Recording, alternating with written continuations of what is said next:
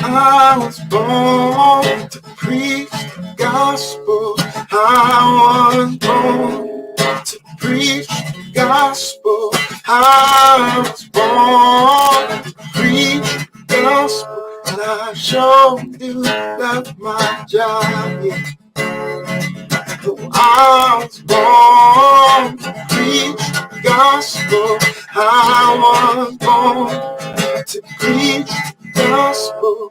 I'm born to preach the gospel. I sure do love my job. Yeah. Yes, I really love my job. I'm a disciple that makes disciples that makes disciples. Oh, I'm a disciple that makes disciples that makes disciples.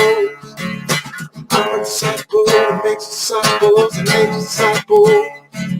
Yes, I'm a disciple that makes disciples that makes disciples. I'm a disciple that makes disciples that makes disciples. I'm a disciple that makes disciples that makes disciples. Get firmly rooted. So let's get firmly rooted. Let's get firmly rooted. So let's get firmly rooted. Oh, I'm a disciple that makes disciples that makes disciples. I'm a disciple that makes disciples that makes disciples. I'm a disciple that makes disciples that makes disciples.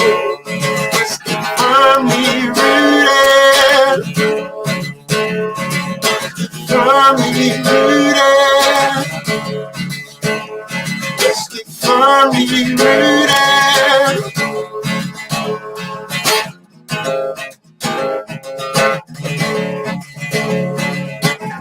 Yeshua, Yeshua, Yeshua, Yeshua, Yeshua, Yeshua.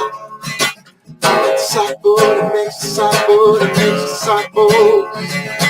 We're disciples that make disciples that make disciples. We are disciples that make disciples that make disciples.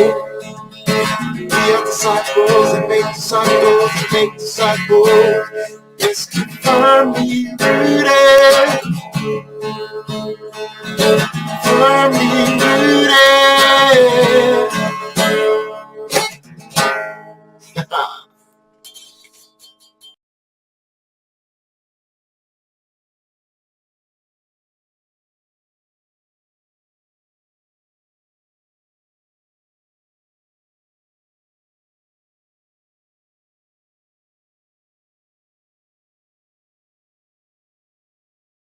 Again, Titus 2, 3-5.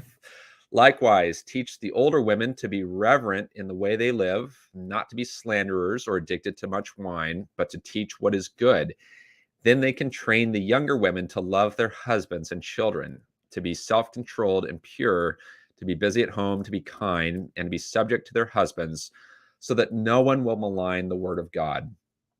All right, let's see here. No sound, but it's okay now. Okay, just checking in here. Hey guys, someone else tell me if we've got sound or not. Sorry about this. I've got someone saying it's okay now. Are we good? Everybody can hear me? Maybe just give me one more confirmation here. All good. Okay. Thanks, guys. Appreciate that. Not sure what happened there, but anyway, guys, I want to start from sort of the end of this passage and work our way up. So look at the very last line with me. It says, so that no one will malign the word of God. Basically, what Paul is saying, he's teaching and instructing us through Titus, through the church at Crete. He's saying, look, what's happening is that the gospel is coming under attack because Christians are not living out their witness. They're not living out their faith. They are given over to all of these things. We looked yesterday at some of the excesses of just the lifestyle on Crete. The Cretans were given over to all host of things that were sort of antithetical to the Christian way of life. And so Paul's saying, okay, now that you are a Christian, now that you are a believer, now it is imperative that your behavior reflect the faith that you claim to possess. Because what's happening on Crete is that the word of God, ultimately the gospel, is at stake. It's being marginalized because you have Christians who are going back into the kingdom of this world. They're going back. They're so caught up in just the lifestyle, the worldly lifestyle, everything that was around them, and they're trying to mix the two. And you had a church that developed, you guys, called the Nicolaitans, and this was a church that developed basically to try to merge the Christian faith with worldliness. And so you had, it looked very similar, even sadly, to some of the churches today that are compromising, that are, for whatever reason, feeling the pressure to conform to what this world says. And so they're abdicating Scripture's teachings on some very fundamental issues. And so that's kind of our base here. So with that, Paul he's encouraging Titus. He's saying, look, you can teach the older women. All right. Listen, guys, there's probably nothing more intimidating than having to, give an exhortation to an older woman. But you can do it, and you do it in love. You do it ultimately. Why? You do it ultimately for the younger women who are looking up to the older women, right? If we don't have, we looked yesterday, if we don't have a maturity and self-respect, respectable men at the helm, then the younger men are going to seize the day in terms of everything that the society is offering, and they are ultimately going to be led astray. So it's critical. And I think we've got some older guys here, and I count myself among you now in the 43 club. But look, all we had to do was watch the Academy Awards to see what happens when you have older men behaving irrationally, behaving really like juveniles. We saw in what Will Smith did. But now he's saying, look, teach the older women to be reverent in the way they live, not to be slanderers. Okay, slander is one of the worst sins, you guys, because ultimately, think about who is the ultimate slanderer. It's the devil, isn't it? And this is sadly, this is a sin that I think we kind of give a pass to sometimes in the church. I even know, there was a time in my life I kind of gave even myself a pass, but been really convicted of that, especially of late. And it's just something that we just don't want any part of. The devil is a liar. He seeks to steal, kill, and destroy, right? That's what pastor's always reminding us. And so we want the opposite spirit of that. Not addicted to much wine. Again, Paul's very clear. He tells Timothy, take a little wine. So this is not a prohibition on alcohol. The prohibition is against being addicted, right? It is, and so you guys, your limits, but you can encourage the older women. Listen, set this example for the younger women, and to teach what is good.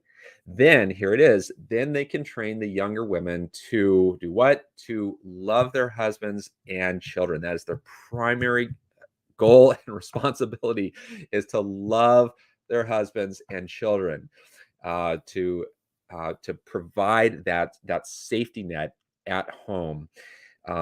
Listen, we are seeing just the total collapse of the home in our culture, aren't we? And here, all the jokes are made about how antiquated it is to have, a woman working at home, and just all the feminist arguments.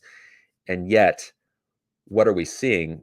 But we're seeing that our society is actually collapsing because women are not raising their children, because they are not at home, and I'm not against women working, but I'm saying that the primary goal is to raise those children, is to support her husband, to be self-controlled and pure, to be busy at home. There it is, right? And I think elsewhere Paul says not to be busybodies, right? We can all, be tempted to just be nosy and to be, gossipy, and that's the opposite of what the women should be, and men, to be kind and to be subject to their husbands. And guys, this doesn't excuse us. We don't get to just do whatever we want.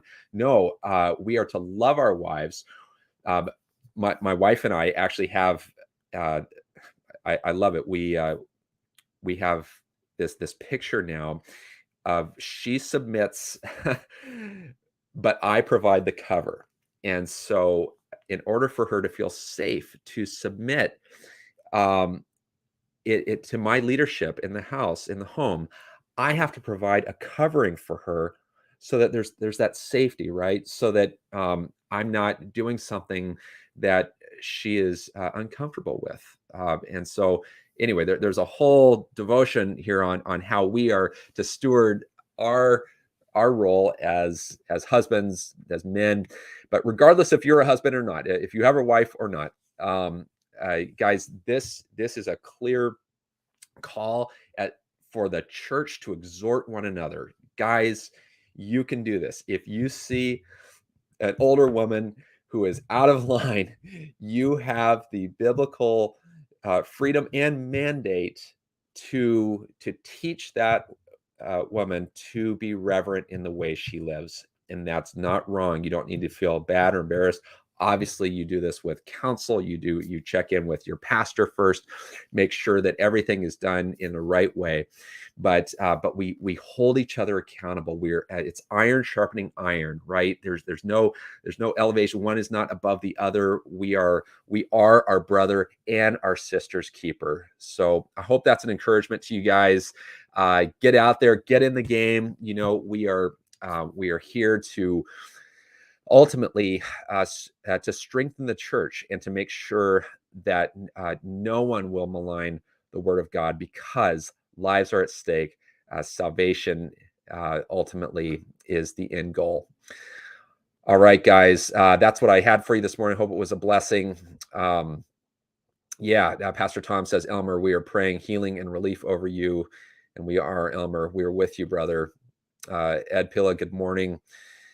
Elmer, good morning. Steve Ponoworski, good morning. All right, love you guys. I'll be back at 8:30 for Strengthening Our Roots. In the meantime, and if I don't see you, have a blessed day. Make it a firmly rooted day. And may someone see Jesus in us today. Peace.